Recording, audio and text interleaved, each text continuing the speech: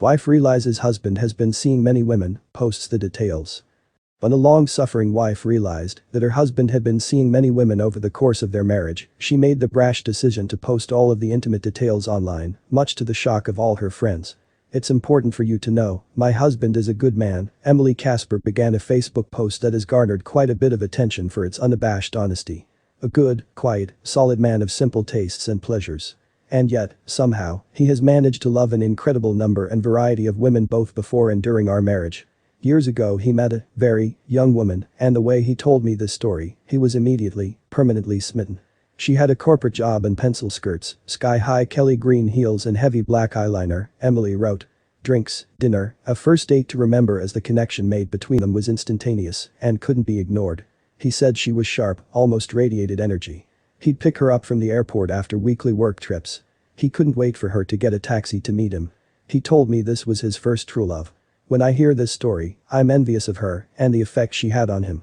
I've seen pictures of another woman he met in graduate school. The photo I remember best is of her sitting in the shade while he built a deck onto his house," continued Emily.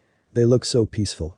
He seems content to work next to her, not for help, but for the simple beauty of knowing she's there." They studied together, talking about continuous process improvement and organizational change theory, staying up late, working, making each other cups of coffee and bowls of ice cream. "That kind of stillness, that level of discussion couldn't be further from me or our day-to-day life. When I see that photo, I'm envious of her and the effect she had on him," she added. Years later, he spent a great deal of time with yet another woman, this one much different than the others.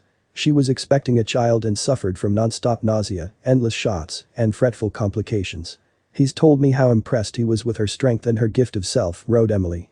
"After the baby came she would cry as she tried to stand up and had to call for him repeatedly to help her do the simplest of movements," she explained. Her conversation revolved almost entirely around children and parenting, and yet, he tells me he cared for her as he had never cared for anyone before.